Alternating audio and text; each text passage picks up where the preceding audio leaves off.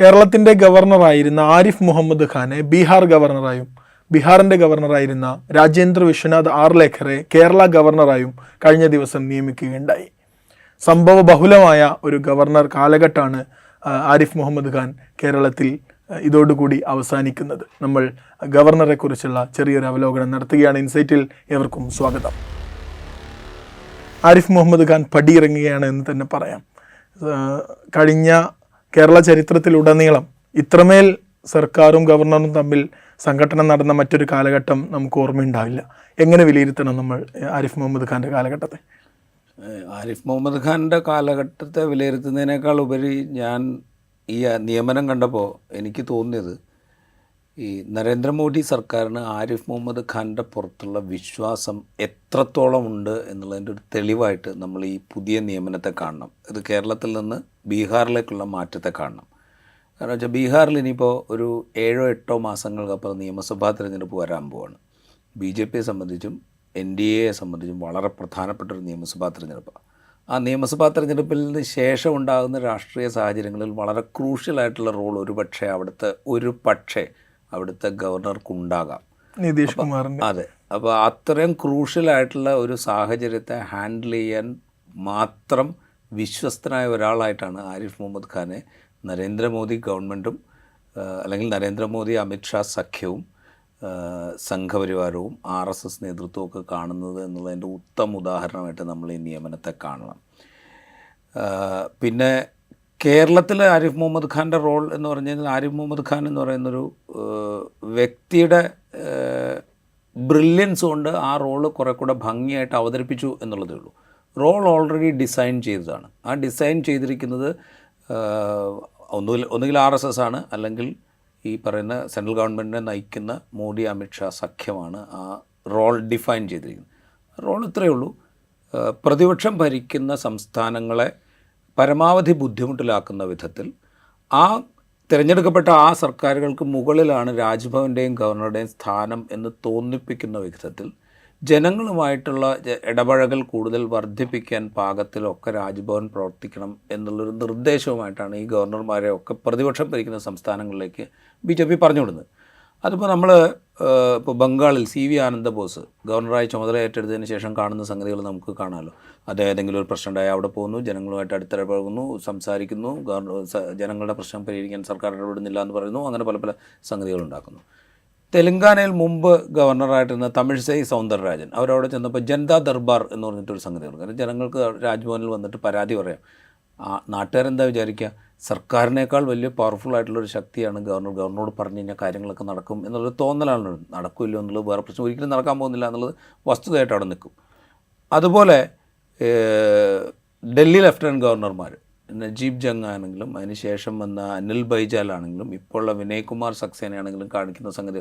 ഇപ്പോൾ കഴിഞ്ഞ ദിവസം പോലും വിനയ് കുമാർ സക്സേന ഡൽഹിയിലൊക്കെ ഇറങ്ങി നടന്നിട്ട് അവിടെയൊക്കെ വെള്ളം കെട്ടിക്കിടക്കുന്നുണ്ട്, ഇതാ ഇവിടെ മുഴുവൻ ആകെ അലമ്പാണ്, കഴിഞ്ഞ VIP സർക്കാർ ഒന്നും ചെയ്തിട്ടില്ല എന്ന് പരിതപിക്കുന്ന കാഴ്ച നമ്മൾ കണ്ടു.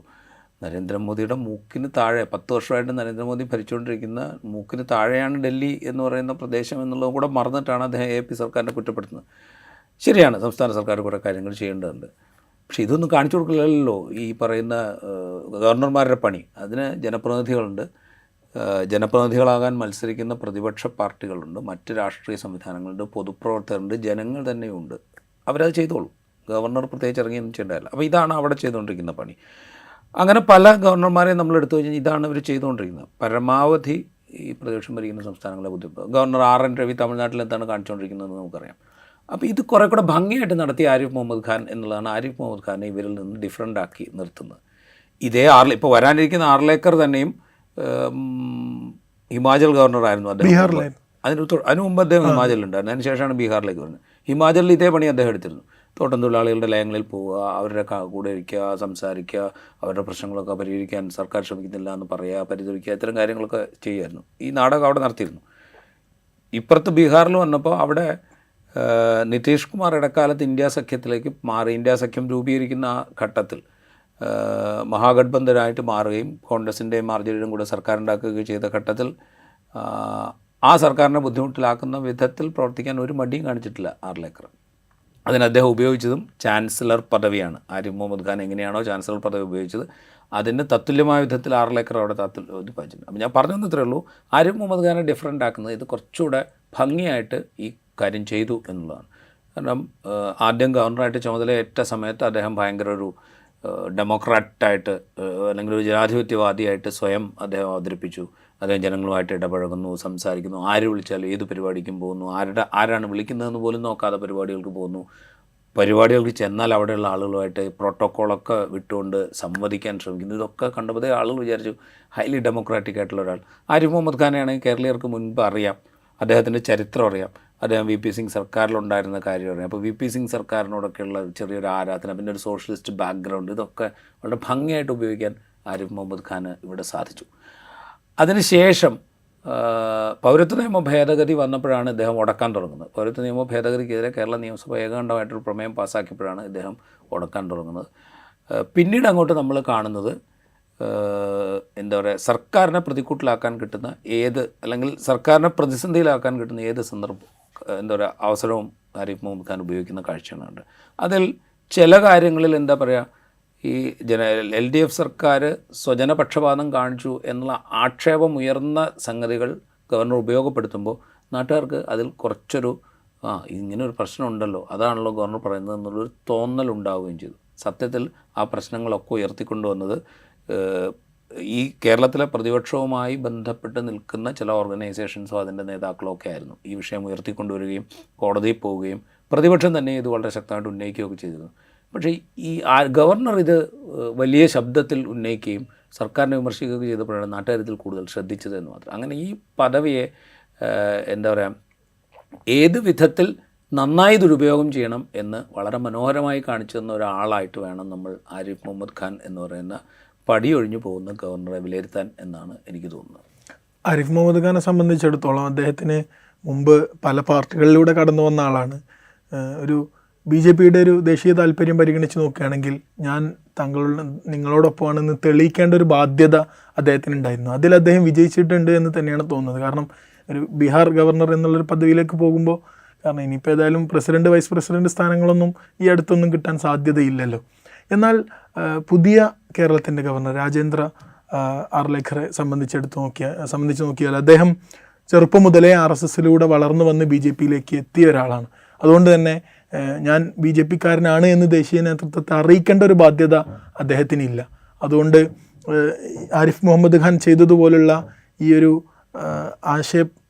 ഒരു എക്സ്പ്രഷനിസ്റ്റിക് സംഭവങ്ങളല്ലാതെ എങ്ങനെയായിരിക്കും പുതിയൊരു ഗവർണറുടെ ഇടപെടലുകൾ ഉണ്ടാവാനുള്ള സാധ്യത? എനിക്ക് തോന്നുന്നത് ആരിഫ് മുഹമ്മദ് ഖാൻ എന്താ പറയുക, ഒരു പാറ്റേൺ സെറ്റ് ചെയ്ത് കൊടുക്കുക ചെയ്ത്. അപ്പോൾ പാറ്റേൺ സെറ്റ് ചെയ്യുക ചെയ്ത് ആ പാറ്റേൺ പലരും ഫോളോ ചെയ്യുന്ന കാഴ്ച നമ്മൾ കണ്ടു. ഇപ്പോൾ CV ആനന്ദബോസ് ഫോളോ ചെയ്യുന്നത് ഏതാണ്ട് ആരിഫ് മുഹമ്മദ് ഖാൻ സെറ്റ് ചെയ്ത പാറ്റേണാണ്. ഇന്നിപ്പോൾ വിനയ് കുമാർ സക്സേന ഡൽഹിയിൽ കാണിക്കുന്നത് ആരിഫ് മുഹമ്മദ് ഖാൻ കാണിച്ചു കൊടുത്ത ഒരു പാറ്റേണാണ്. തമിഴിസൈ സൗന്ദരരാജനും ഒരു പരിധി വരെ ആരിഫ് മുഹമ്മദ് ഖാനെ കുറച്ചൊക്കെ ഇമിറ്റേറ്റ് ചെയ്തിട്ടുണ്ട്. അപ്പോൾ അങ്ങനത്തെ ഒരു പാറ്റേൺ അവിടെ സെറ്റ് ചെയ്ത് വെച്ചിട്ടുണ്ട്. പിന്നെ ആരിഫ് മുഹമ്മദ് ഖാൻ ഇവിടെ വളരെ സമർത്ഥമായി ഉപയോഗിച്ചൊരു സംഗതിയുണ്ട്, സർവകലാശാലകളുടെ ഓട്ടോണമി. അതിന്മേൽ ഇവിടുത്തെ തിരഞ്ഞെടുക്കപ്പെട്ട സർക്കാർ അതിക്രമിച്ച് കയറുന്നു, അവരുടെ താല്പര്യങ്ങൾക്കനുസരിച്ചാണ് നിയമനങ്ങൾ മുഴുവൻ നടക്കുന്നത് എന്നുള്ള മട്ടിൽ വലിയൊരു സീൻ ക്രിയേറ്റ് ചെയ്ത് വെച്ചിട്ടുണ്ട് അദ്ദേഹം. ഈ സീൻ ഇങ്ങനെ ക്രിയേറ്റ് ചെയ്യപ്പെടുമ്പോൾ കേരളത്തിൽ സർവകലാശാലകളിലെ നിയമനങ്ങൾ, അതായത് വൈസ് ചാൻസലർ ആണെങ്കിലും വൈസ് ചാൻസലർ ആണെങ്കിലും ഒക്കെ ദീർഘകാലമായിട്ട് ഏത് സർക്കാരാണോ അധികാരത്തിലിരിക്കുന്നത് അവരുടെ പൊളിറ്റിക്കൽ താല്പര്യം അനുസരിച്ചാണ് നടന്നിരുന്നത്. ആ നിയമനങ്ങളിലൊന്നും വലിയ അബദ്ധമൊന്നും മുൻകാലങ്ങളിലും ഉണ്ടായിട്ടില്ല, ഇപ്പോഴും ഉണ്ടായിട്ടില്ല എന്ന വസ്തുത അവിടെ നിൽക്കുന്നു. മാത്രമല്ല ദേശീയ തലത്തിൽ BJP ഭരിക്കുന്ന സംഘപരിവാർ അനുകൂലികളെ മാത്രമാണ് എല്ലാ സർവകലാശാലകളുടെയും തലത്തിൽ, അതും കൊടിയ വർഗീയ വിദ്വേഷം പ്രചരിപ്പിക്കുന്ന ഏത് അന്ധവിശ്വാസത്തെയും പ്രഘോഷിക്കാൻ മടിയില്ലാത്ത കപട നാണയങ്ങളായിട്ടുള്ള വിദഗ്ധന്മാരെയാണ് BJP ഈ സർവകലാശാലകളുടെ തലപ്പത്തേക്കൊക്കെ നിയമിക്കുന്നത് എന്നുള്ള വസ്തുത അവിടെ. ഇതൊന്നും ആർക്കും പ്രശ്നമല്ല. ഇവിടുത്തെ ഇത് മാത്രം വലിയ പ്രശ്നമായിട്ട് ആരിഫ് മുഹമ്മദ് ഖാൻ കൊണ്ടുവന്ന് വച്ചിട്ടുണ്ട്. അദ്ദേഹം അത് ഉപയോഗിക്കുകയും ചെയ്തിട്ടുണ്ട്.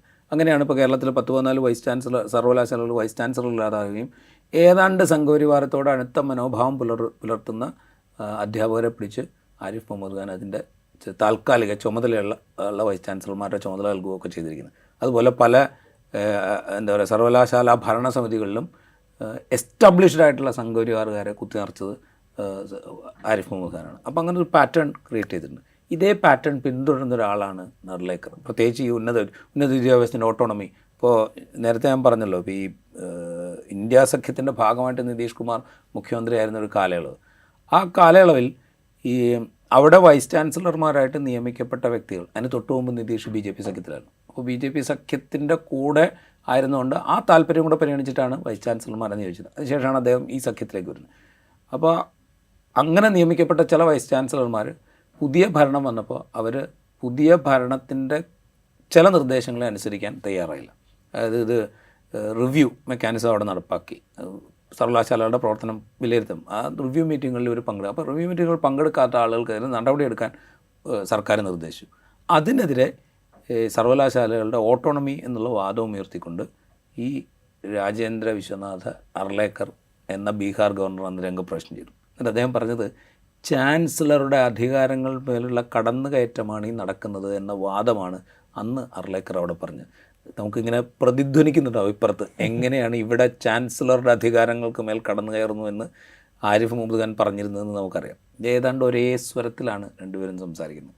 ആകെയുള്ള വ്യത്യാസം ആരിഫ് മുഹമ്മദ് ഖാൻ വളരെ വൈകി മാത്രം BJP പാളയത്തിലേക്ക് എത്തിയ RSS ബാക്ക്ഗ്രൗണ്ട് ഇല്ലാത്ത സോഷ്യലിസ്റ്റ് പാരമ്പര്യമൊക്കെ അവകാശപ്പെടുന്ന ഒരു നേതാവാണ് അർലേക്കർ കൃത്യമായ RSS ബാക്ക്ഗ്രൗണ്ടുള്ള, RSSൽ നിന്ന് BJPയിലേക്ക് എത്തുകയും തുടർന്ന് വലിയ സ്ഥാനങ്ങളിലേക്ക് എത്തുകയും ചെയ്ത നേതാവാണ് എന്നുള്ള ഒറ്റ വ്യത്യാസം മാത്രമേ ഉള്ളൂ. അപ്പോൾ അതുകൊണ്ട് വലിയ മാറ്റമൊന്നും പ്രതീക്ഷിക്കേണ്ടതില്ല എന്നാണ് എനിക്ക് തോന്നുന്നത്. ഗവർണറും സർക്കാരും സംസ്ഥാന സർക്കാരുകളും തമ്മിലുള്ള ആ ഒരു ബന്ധത്തെ തന്നെ മാറ്റി എഴുതിയത് ആരിഫ് മുഹമ്മദ് ഖാൻ്റെ വരവോടുകൂടിയാണ്. അദ്ദേഹത്തിൻ്റെ പൗരത്വ ഭേദഗതി കാല വിവാദങ്ങൾക്ക് ശേഷമുള്ള പ്രവർത്തനങ്ങളിലൂടെയാണ് എന്ന് തന്നെ നമുക്ക് പറയാൻ സാധിക്കുമല്ലോ. അപ്പോൾ നമുക്കാണെങ്കിൽ അറിയാം, സർക്കാർ അയക്കുന്ന ബില്ലുകൾ വെറുതെ പിടിച്ചു വെക്കുക, ഇനി സമരത്തിന് തൻ്റെ നേരെ കരിങ്കൊടി കാണിക്കാൻ വരുന്നവർക്കിടയിലേക്ക് പ്രോട്ടോക്കോളുകളൊക്കെ ലംഘിച്ച് ഇറങ്ങിച്ചെന്ന് നടുറോഡിൽ കുത്തിയിരിക്കുക, അവിടുന്ന് ആഭ്യന്തര മന്ത്രിയെ വിളിക്കുക, ഇങ്ങനെ തുടങ്ങിയ ഒരുപാട് നാടകങ്ങൾ കേരളത്തിൽ നമ്മൾ കണ്ടിട്ടുണ്ട്. സർക്കാരും ഗവർണറും, സംസ്ഥാന സർക്കാരുകളും ഗവർണറുകളും തമ്മിലുള്ള ബന്ധം, അതിൽ ആരിഫ് മുഹമ്മദ് ഖാൻ്റെ വരവോടുകൂടി ഉണ്ടായ മാറ്റങ്ങൾ, ഇതിൻ്റെ ഒരു തുടർച്ച എന്തായിരിക്കും? അതായത് ഈ സർക്കാരുകളും ഗവർണർമാരും തമ്മിലുള്ള ഈ ശീതസമരം അതിപ്പോൾ മാത്രം സംഭവിക്കുന്നില്ല, മുൻപും ഉണ്ടായിട്ടുണ്ട്. ഇപ്പോൾ കേരളത്തിലുണ്ടായിട്ടുണ്ട്. കേരളത്തിൽ രാംദുൽ ആരീസിന കേരളത്തിൽ ഗവർണറായിരിക്കുന്ന കാലത്ത് അന്ന് EK ദയാനന്ദനായിരുന്നു മുഖ്യമന്ത്രി എന്നാണ് എൻ്റെ ഓർമ്മ. രാജ്ഭവനും സർക്കാരും തമ്മിൽ വലിയ അഭിപ്രായ വ്യത്യാസം ഉണ്ടായിരുന്നു. പക്ഷേ ആ അഭിപ്രായ വ്യത്യാസങ്ങളൊക്കെ പൊതുജനത്തിൻ്റെ മുമ്പിലേക്ക് വലിയ തോതിൽ എത്തിയിരുന്നില്ല. വിമർശിക്കുമായിരുന്നു. നായനാർ തന്നെ രാംദുൽ ആരീസിനെ വിമർശിച്ചിട്ടുണ്ട്. ഒരുപക്ഷെ ഈ കാലത്ത് പുതിയ കാലത്തിൻ്റെ ആശയങ്ങൾക്ക് ഒട്ടും യോജിക്കാത്ത വിധത്തിൽ അന്ന് രാംദുൽ ആരീസിനെ EK നായനാർ വിമർശിച്ചിട്ടുണ്ട്. അതുപോലെ പല ഗവർണർമാരുടെ കാര്യത്തിലും ഇത്തരം ശീതസമരങ്ങൾ ഒക്കെ ഉണ്ടായിട്ടുണ്ട്. പല സ്റ്റേറ്റുകളിലും ഉണ്ടായിട്ടുണ്ട്. ചില സ്റ്റേറ്റുകളിലൊക്കെ സംസ്ഥാന സർക്കാരുകളുടെ ഡിമാൻഡ് അംഗീകരിച്ചുകൊണ്ട് ഗവർണർമാരെ മാറ്റിയ ചരിത്രം പോലും മുൻകാലത്തുണ്ടായിട്ടുണ്ട്. അപ്പോൾ ആ പ്രശ്നം അവിടെ ഉണ്ട്. അതെന്ന് വെച്ച് കഴിഞ്ഞാൽ ഈ ഗവർണർ എന്ന് പറയുന്ന ടെക്നിക്കലി സ്റ്റേറ്റിൻ്റെ സംസ്ഥാന ഭരണകൂടത്തിൻ്റെ ചീഫ് എന്നുള്ള ഒരു ടെക്നിക്കൽ പദവിയുടെ പ്രശ്നമാണത്. സത്യത്തിൽ ഗവർണർക്ക് വലിയ അധികാരമൊന്നുമില്ല. തിരഞ്ഞെടുക്കപ്പെടുന്ന സർക്കാർ അതിൻ്റെ ഉപദേശങ്ങൾ കേട്ട് പ്രവർത്തിക്കുക എന്നുള്ള പണി മാത്രമേ ഗവർണർക്കുള്ളൂ. അല്ലാതെ അദ്ദേഹത്തിന് എന്താ പറയുക, സ്വന്തം ഇച്ഛയ്ക്കനുസരിച്ചോ അല്ലെങ്കിൽ സ്വന്തം വിവേചന ബുദ്ധി ഉപയോഗിച്ചോ തീരുമാനമെടുക്കാൻ കഴിയുന്ന ഒരുപക്ഷെ ഇലക്ഷൻ കഴിഞ്ഞതിന് ശേഷം എന്തെങ്കിലും ഒരു ക്രൈസിസ് ഉണ്ടാവുന്നു, അപ്പോൾ ആർക്കും ഭൂരിപക്ഷം ഇല്ലാത്തൊരു സിറ്റുവേഷൻ, അപ്പോൾ ഏറ്റവും വലിയ ഒറ്റക്കക്ഷിയെ വിളിക്കണമോ വേണ്ടയോ, അല്ലെങ്കിൽ ഏറ്റവും വലിയ ഒറ്റക്കക്ഷിയല്ലേ വിളിക്കേണ്ടത്, അങ്ങനെയുള്ള കാര്യങ്ങളിൽ വിവേചനാധികാരം ഉപയോഗിച്ച് തീരുമാനമെടുക്കാമെന്നുള്ളത് ഒഴിച്ചാൽ ഒരു സർക്കാർ, ജനാധിപത്യ രീതിയിലുള്ള ഒരു സർക്കാർ, പ്രത്യേകിച്ച് നിയമസഭയിൽ കൃത്യമായ ഭൂരിപക്ഷമുള്ളൊരു സർക്കാർ അധികാരത്തിൽ വന്നു കഴിഞ്ഞാൽ പിന്നെ ഗവർണർക്ക് ഒരു റോളുമില്ല. ഗവർണർക്ക് ഈ സർക്കാർ എന്താണോ തീരുമാനം എടുക്കുന്നത് അതനുസരിച്ച് പ്രവർത്തിക്കുക എന്നുള്ളൂ. ചന്ദ്രചൂഡ് ഒരു ഗവർണർക്കെതിരെ തീക്കള്ളി കൊണ്ട് അത് ഗവർണർ, തമിഴ്നാട് ഗവർണർ RN രവിയുടെ കാര്യത്തിലാണ്. തമിഴ്നാട് സർക്കാർ സമർപ്പിച്ച ഹർജിയിലാണ് ചീഫ് ജസ്റ്റിസ് ആയിരുന്ന GY ചന്ദ്രചൂഡ് ഇത് പറയുന്നത്. അത് ഇതേ ആരിഫ് മുഹമ്മദ് ഖാൻ എന്തൊക്കെയാണോ ചെയ്തത് അതിൻ്റെ വേറൊരു മട്ടിലാണ് അവിടെയും ചെയ്തത്. കാരണം ബില്ലുകൾ തടഞ്ഞു വയ്ക്കുക, സംസ്ഥാന നിയമസഭ പാസ്സാക്കിയ, ജനങ്ങൾ തിരഞ്ഞെടുത്ത പ്രതിനിധികൾ അടങ്ങുന്ന ഒരു നിയമസഭ പാസ്സാക്കിയ ബില്ല് തടഞ്ഞു വയ്ക്കാൻ എന്ത് അധികാരമാണ് ജനങ്ങളുമായിട്ട് യാതൊരു ബന്ധമില്ലാത്ത, ജനങ്ങളുടെ ഒരു എന്താ പറയുക പ്രാതിനിധ്യമില്ലാത്ത ഒരു ഗവർണർക്കുള്ളതെന്നുള്ള ബേസിക് ആയിട്ടുള്ള ക്വസ്റ്റ്യനാണ്. അതിവിടെയും ഗവർണർ തടഞ്ഞു വെച്ചിരുന്നു. അവസാനത്തെ സർക്കാർ സുപ്രീം കോടതിയിൽ പോയപ്പോഴാണ് അത് രാഷ്ട്രപതിക്ക് അയച്ചു കൊടുത്തത്. ഒന്നോ രണ്ടോ ബില്ലുകൾ പാസ്സാക്കി അയക്കുകയും ചെയ്തു. അപ്പോൾ ഈ പണി അവിടെ ചെയ്തിട്ടുണ്ട്. അപ്പോൾ ഈ ഗവൺമെൻറ്റിനെ സംബന്ധിച്ച് ആരിഫ് മുഹമ്മദ് ഖാൻ ചെയ്തതെന്ന് വെച്ചാൽ ഈ ശീതസമരത്തെ കുറേ കൂടെ പബ്ലിക്കാക്കി അതിനെ കുറേ കൂടെ തെരുവിലേക്ക് കൊണ്ടുവന്നു. സർക്കാരിനെ നിയന്ത്രിക്കുന്ന പാർട്ടികളെ അല്ലെങ്കിൽ സർക്കാരിന് നേതൃത്വം നൽകുന്ന പാർട്ടിയെ അതിൻ്റെ വിവിധ വിഭാഗങ്ങളെ ഒക്കെ ഇതിൽ കക്ഷി ചേർക്കുകയും അതിനെ തെരുവിലേക്ക് കൊണ്ടുവരികയും ചെയ്തു. തെരുവിലേക്ക് കൊണ്ടുവന്നപ്പോൾ സംഭവിച്ചതെന്ന് വെച്ച് കഴിഞ്ഞാൽ ലിറ്ററലി ഈ സംസ്ഥാനത്തെ ഒരു പ്രതിപക്ഷ ശബ്ദം എന്നുള്ളത് ഗവർണർ ആരിഫ് മുഹമ്മദ് ഖാനാണ് എന്ന തോന്നലുണ്ടാക്കി. ആ തോന്നലുണ്ടാക്കി ഇന്നത്തെ പല മാധ്യമങ്ങളിലും പ്രതിപക്ഷത്തെക്കാൾ വലിയ പ്രതിപക്ഷമായി ഗവർണർ മാധ്യമങ്ങൾ തന്നെയും വലിയ കവറേജ് കൊടുത്തു. ഒന്ന് ആലോചിച്ച് നോക്കുക, ഇതിനു മുമ്പില്ലാത്ത വിധത്തിൽ കേരളത്തിലെ രാജ്ഭവനിൽ വാർത്താസമ്മേളനങ്ങൾ നടക്കുന്നു. ഒന്നിനു പുറകെ ഒന്നായിട്ട് ചാനലുകൾക്ക് അഭിമുഖങ്ങൾ കൊടുക്കുന്നു, പത്രങ്ങൾക്ക് അഭിമുഖങ്ങൾ കൊടുക്കുന്നു, എല്ലാത്തിലും സർക്കാരിനെ വിമർശിക്കുന്നു. എന്താ പറയുക, കേരള യൂണിവേഴ്സിറ്റിയിലെ ചരിത്ര സെമിനാറിൽ പങ്കെടുക്കാൻ ചെന്നപ്പോൾ എനിക്ക് നേരെ വധശ്രമം ഉണ്ടായി എന്നുള്ള എന്താ പറയുക കണ്ടാൽ ആരും കളിയാക്കുന്ന ഒരു സംഗതി സ്ഥാപിച്ചെടുക്കാൻ പാകത്തിൽ വീഡിയോ പ്രദർശനം നടത്തുന്നു. ഇത്തരം കോമാളിത്തരങ്ങളൊക്കെ നമ്മൾ രാജ്ഭവനിൽ കണ്ടു. സത്യം പറഞ്ഞ കോമാളിത്തരങ്ങൾ എന്ന് തന്നെ പറയണം. ഇതിനൊന്നും മടിക്കാതെ ഇതിനെ പബ്ലിക്കായിട്ട് പുറത്തേക്ക് കൊണ്ടുവരിക ചെയ്ത്. എനിക്ക് തോന്നുന്നു കഴിഞ്ഞ ലോക്സഭാ തെരഞ്ഞെടുപ്പിൽ ഒരു പക്ഷേ BJPക്ക് കിട്ടിയ വോട്ട് പെർസെൻറ്റേജിലുണ്ടായ വർധനയുടെ ഒരു കാരണം ആരിഫ് മുഹമ്മദ് ഖാൻ എന്ന ഗവർണർ BJPയുടെ സംസ്ഥാന നേതൃത്വം ഏറ്റെടുത്തുകൊണ്ട് നടത്തിയ പ്രവർത്തനങ്ങളുടെ കൂടെ ഫലമാണ് എന്നാണ് ഞാൻ വിശ്വസിക്കുന്നത്. യഥാർത്ഥത്തിൽ BJPയുടെ കഴിഞ്ഞ ഒരു 2-3 വർഷമായിട്ട് BJPയുടെ പ്രചരണം കേരളത്തിൽ നടത്തിക്കൊണ്ടിരുന്നത് ആരിഫ് മുഹമ്മദ് ഖാൻ എന്നുള്ള ഗവർണറായിരുന്നു. അപ്പോൾ ഇനിയിപ്പോൾ ആർലേക്കർക്ക് അതിന് മടിക്കേണ്ട കാര്യമില്ല. കാരണം അദ്ദേഹം ഒരു എസ്റ്റാബ്ലിഷ്ഡ് RSSകാരനാണ്, BJPക്കാരനാണ്.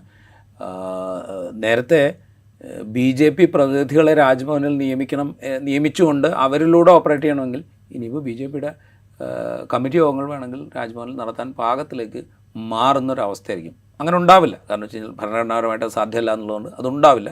പക്ഷേ ഏതാണ്ട് അതിന് സമാനമായൊരവസ്ഥയായിരിക്കും ഇനി രാജ്ഭവനിൽ സംഭവിക്കാൻ പോകുക എന്നാണ് എനിക്ക് തോന്നുന്നത്. ഈ ആർലേക്കർ ഈ അടുത്തായിട്ട് ഇന്ത്യക്ക് സ്വാതന്ത്ര്യം കിട്ടിയത് ഗാന്ധിജിയുടെ സത്യാഗ്രഹം കൊണ്ടൊന്നുമല്ല, അത് നമ്മൾ ആയുധമെടുത്തത് കൊണ്ടാണ് എന്നതുപോലുള്ള ചില പ്രസ്താവനകളൊക്കെ ഇറക്കുകയും അതൊക്കെ വിവാദമാവുകയും ചെയ്തിരുന്നു. ഈ ആരിഫ് മുഹമ്മദ് ഖാൻ്റെ കാര്യത്തിലാണെങ്കിലും ആർലേക്കറിൻ്റെ കാര്യത്തിലാണെങ്കിലും തന്നെ രാജ്ഭവനിൽ അത് ഗവർണർ വെറും ഒരു റബ്ബർ സ്റ്റാമ്പ് അല്ല എന്നിങ്ങനെ തെളിയിക്കാൻ വേണ്ടി രാജ്ഭവനിൽ നിന്ന് പുറത്തിറങ്ങുകയും എപ്പോഴും ജനങ്ങളുമായി ഇടപെടലുകൾ നടത്തുകയും ചെയ്യുന്ന ഒരു ശൈലി രൂപപ്പെടുത്തിയിട്ടുണ്ട്. ഇത് വരും നാളുകളിൽ എങ്ങനെയൊക്കെയായിരിക്കും കേരളത്തിൽ സ്വാധീനം ഉണ്ടാക്കാൻ സാധ്യത? ഇനി അങ്ങോട്ട് വലിയ സ്വാധീനം ഉണ്ടാക്കില്ല. അതാണ് അതിൻ്റെ ഒരു പോസിറ്റീവ് എലിമെൻ്റായിട്ട് ഞാൻ കാണുന്നത്. കാരണം എന്താ വെച്ച് കഴിഞ്ഞാൽ നേരത്തെ ആരിഫ് മുഹമ്മദ് ഖാൻ ആയിരുന്നു കേരള ഗവർണർ. അപ്പോൾ അദ്ദേഹം ഈ വിമർശനങ്ങളൊക്കെ തുടങ്ങുന്നതിന് മുമ്പ് ഉണ്ടാക്കിയെടുത്തൊരു പ്രതിച്ഛായ ഉണ്ടായിരുന്നു. ഞാനെന്തോ വലിയ ജനകീയനാണ്, ഞാനൊരു ജനാധിപത്യവാദിയാണ്. പിന്നെ അദ്ദേഹത്തിന് മാധ്യമങ്ങളുമായിട്ട് സംസാരിക്കാനുള്ളൊരു തഴക്കം ഭയങ്കരമായിരുന്നു. അദ്ദേഹം പറയുന്ന കാര്യങ്ങളിൽ എന്തോ കഴമ്പുണ്ട് എന്ന തോന്നലുണ്ടാക്കാനുള്ളൊരു കഴിവുണ്ടായിരുന്നു. ഇതൊന്നും പുതുതായിട്ട് വരുന്ന ഗവർണർക്ക് ഉണ്ടായിക്കൊള്ളണം എന്നില്ല. മാത്രമല്ല, ആരിഫ് മുഹമ്മദ് ഖാനെ ബീഹാറിലേക്ക് നിയോഗിക്കുമ്പോൾ ഞാൻ നേരത്തെ പറഞ്ഞല്ലോ, കാരണം എത്രമാത്രം വിശ്വസ്തനാണ് ആരിഫ് മുഹമ്മദ് ഖാൻ നരേന്ദ്രമോദി അമിത്ഷാ സഖ്യത്തിൻ്റെ എന്നുള്ളതിൻ്റെ ഒരു തെളിവാണ് ബീഹാറിലേക്കുള്ള അദ്ദേഹത്തിൻ്റെ നിയമനം. അപ്പോൾ ഇവിടെ ഗവർണർ RSSൻ്റെ ഇംഗിതമനുസരിച്ച് പ്രവർത്തിക്കുന്ന ആളാണ് എന്ന ഇടതുപക്ഷത്തിൻ്റെ പൊളിറ്റിക്കൽ വിമർശനത്തിന് കുറേ കൂടെ ശക്തി കിട്ടും. ഇപ്പോൾ നാട്ടുകാർക്ക് അത് കുറേ കൂടെ പെട്ടെന്ന് മനസ്സിലാവും. ഇപ്പുറത്ത് പുതിയതായിട്ട് വരുന്ന ഗവർണർ അദ്ദേഹം എന്ത് ചെയ്താലും അദ്ദേഹത്തിന് കൃത്യമായിട്ടുള്ള RSS ബാക്ക്ഗ്രൗണ്ട് ഉണ്ട്. അതായത് ദീർഘകാലം RSSൽ പ്രവർത്തിച്ചതിന് ശേഷം 1980കളുടെ തുടക്കത്തിലോ മറ്റോ ആണ് അദ്ദേഹം BJP തുടങ്ങിയ കാലത്ത് തന്നെ, BJP രൂപീകരിച്ച കാലത്ത് തന്നെ BJPയുടെ ഭാഗമായിട്ടുണ്ട്. അതിന് വിഭജന സംഘമാണല്ലോ. അപ്പോൾ ആ സമയത്ത് തന്നെ BJPയുടെ ഭാഗമായാൽ അതിന് മുമ്പ് ദീർഘകാലം അദ്ദേഹം RSSൻ്റെ പ്രചാരകമായിരുന്നു. അപ്പോൾ ഈ കാര്യങ്ങൾ കൃത്യമായിട്ട് എല്ലാവർക്കും അറിയാം. അപ്പോൾ ഇനി രാജ്ഭവനിൽ നിന്ന് വരാൻ പോകുന്നത് കൃത്യമായ RSS ഇംഗിതങ്ങൾക്കനുസരിച്ചുള്ള പ്രതികരണങ്ങളായിരിക്കും, അല്ലെങ്കിൽ BJPക്ക് വേണ്ടിയിട്ടുള്ള പ്രതികരണങ്ങളായിരിക്കും എന്നുള്ളതിൽ യാതൊരു തർക്കം ഉണ്ടാവില്ല. അത് ആരിഫ് മുഹമ്മദ് ഖാൻ പറയുന്നതും പുതിയ ഗവർണർ പറയുന്നതും തമ്മിലുള്ള വ്യത്യാസം അതാണ്. അപ്പോൾ ഈ കഴിഞ്ഞ കാലങ്ങളിൽ സംഭവിച്ചത് RSS നിർദ്ദേശപ്രകാരമായിരുന്നു എന്നുള്ളതിൻ്റെ തീരുമാനം ബീഹാറിലേക്കുള്ള സ്ഥാനക്കയറ്റത്തിലൂടെ, അല്ലെങ്കിൽ അതായിരുന്നു എന്നുള്ളതിൻ്റെ ഒരു കൃത്യത ബീഹാറിലേക്കുള്ള സ്ഥാനക്കയറ്റത്തിലൂടെ കേരളത്തിലെ ജനങ്ങൾക്ക് ലഭിച്ചു. അതുപോലെ ഇപ്പോൾ പുതിയ ആൾ RSSൻ്റെ പ്രചാരകമായി BJP നേതൃത്വത്തിലേക്ക് വന്ന ആളാണ് എന്ന കൃത്യത നമുക്കിപ്പോൾ തന്നെ ഉണ്ട്. അതുകൊണ്ട് ഇനി അങ്ങോട്ട് ഗവർണർ എന്ത് തന്നെ കാര്യങ്ങൾ പറഞ്ഞാലും അതിന് ഈ രാഷ്ട്രീയത്താൽ പ്രചോദിതമാണ് അത് എന്ന് കൃത്യമായിട്ട് നമുക്ക് പറയാൻ പറ്റും. അതുപോലെ വേറൊരു കാര്യം കൂടിയുണ്ട് പോസിറ്റീവായിട്ടുള്ളത്. അത് കേരളത്തിലെ പ്രതിപക്ഷത്തെ സംബന്ധിച്ചാണ്. പ്രതിപക്ഷം പലപ്പോഴും ഗവർണറെ ആരിഫ് മുഹമ്മദ് ഖാൻ ആണല്ലോ എന്നുള്ളൊരു മട്ടിൽ ഗവർണറുടെ വാദങ്ങളെ പിന്തുണയ്ക്കുകയോ അല്ലെങ്കിൽ ഗവർണറും സർക്കാരും തമ്മിൽ എന്തോ ഒത്തുകളി നടക്കുന്നു എന്നുള്ള മട്ടിൽ അതിനെ വ്യാഖ്യാനിക്കുകയോ ഒക്കെ ചെയ്തുകൊണ്ട് സ്വയം അവരുടെ ഒരു സ്ഥാനത്തെ അല്പം താഴ്ത്തിക്കെട്ടിയിരുന്നു പ്രതിപക്ഷം. അവിടെയാണ് ഗവർണർ സ്കോർ ചെയ്ത് ഞാനാണ് യഥാർത്ഥ പ്രതിപക്ഷം എന്നുള്ള തോന്നലുണ്ടാക്കി. ഇനി അതുണ്ടാവില്ല. കാരണം ഇത് പ്രതിപക്ഷത്തിന് രാജ്ഭവനിലിരിക്കുന്നത് കൃത്യമായിട്ടുള്ള ഒരു RSSകാരനാണ് എന്നുള്ള ബോധ്യമുണ്ടാവും. അതുകൊണ്ട് പ്രതിപക്ഷം അവരുടെ യഥാർത്ഥ പ്രതിപക്ഷ ശബ്ദമായി ഇനി കേരള സമൂഹത്തിലുണ്ടാവും എന്നുള്ളതൊരു പോസിറ്റിവിറ്റി കൂടി ഞാനിതിൽ കാണുന്നുണ്ട്. ഏതായാലും ഗവർണർ ആരിഫ് മുഹമ്മദ് ഖാൻ ഇനി ബീഹാറിൻ്റെ ഗവർണറായി തുടരും. കേരളത്തിന് രാജേന്ദ്ര ആർലേക്കർ എന്ന പുതിയ ഗവർണറാണ് ഉണ്ടാവുക. ഗവർണർക്കും സർക്കാരിനും തങ്ങളുടെ ഭരണഘടനാപരമായ ഉത്തരവാദിത്തങ്ങൾ കൃത്യമായി നിർവഹിക്കാനാകട്ടെ. ഈ ഇൻസൈറ്റ് ഇവിടെ പൂർണ്ണമാവുകയാണ്. മറ്റൊരു എപ്പിസോഡുമായി വീണ്ടും കാണാം.